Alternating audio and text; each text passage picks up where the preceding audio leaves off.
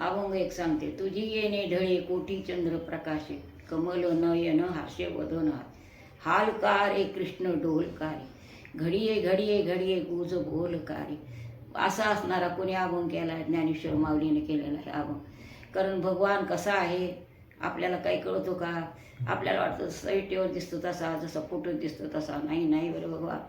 त्याच्या तेज असणारा मुखकमळावर कोटी तेजाचं पेज, कोटी तेज असतं त्याच्या, तेज त्याच्या कोटी सूर्याचं तेज आहे असं सांगितलेलं आहे. एवढा भगवान कसा आहे? सुंदर आहे.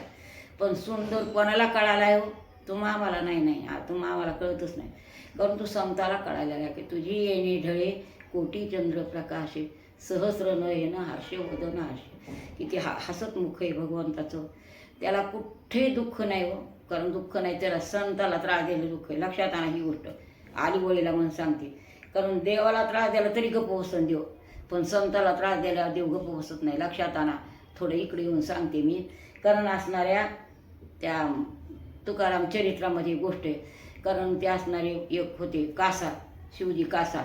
शिवजी कासाराच्या बायकोनं नवरा कीर्तन ऐकायला गेला म्हणून काही अन्य नव्हता केला. लक्षात आणा ना गोष्ट.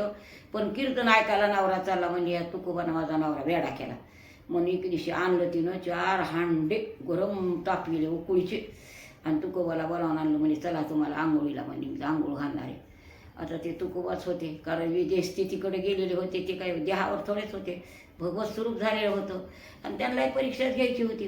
तिनं आणलं 4 हांडे ओतले अंगा. पांडुरंगा म्हणले किती त्रास झाला असं लक्षात आणा तुम्ही. आम्ही ऐकायला तर त्रास वाटतोय. त्याच्या अंगावर वाटल्या जोत्यावर उभा ठाकली, तेवढे 4 हांड्यानं आंघोळ घातली. मग तिचा नवरा घरी आला, लागली पुन्हा गडबड्या लोळायला. मग तिच्या अंगाची आग व्हायली.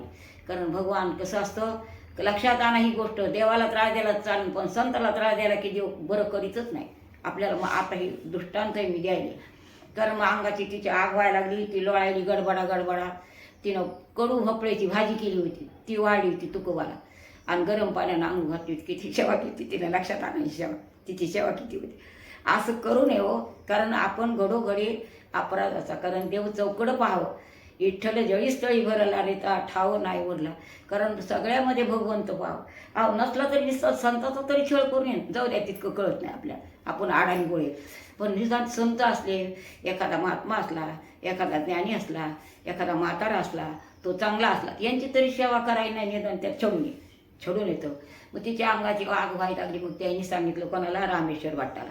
रामेश्वर भट्टाला अनुभव आलेला होता. रामेश्वर भट्टाला म्हणजे तिनं काहीतरी तुकोबाला गोंधळ केला बरं का. म्हणजे असं म्हणू लागले. तिनं गोंधळ केला म्हणजे तिच्या अंगाची आग व्हायला लागली. म्हणजे काही नाही, तुकोबाला जिथं आंघोळ घातली ना तिथल्या अंगाला माती लावा. म्हणजे मी काय सांगायले, वर्णन झालं तुझी येणे ढळे कोटी चंद्र प्रकाशे. कोणी वर्णन केले? संतांनी वर्णन केले. संतांनी वर्णन केले असा देव आहे. पण जर संताला जर छळलं तर देव असा आहे. दोन्ही आहे. कारण काय आपण करावं, घडोघडी अपराधाचा तोल असावं. संसार तर करावाच लागतो, पण संसार व्यवस्थित करावा.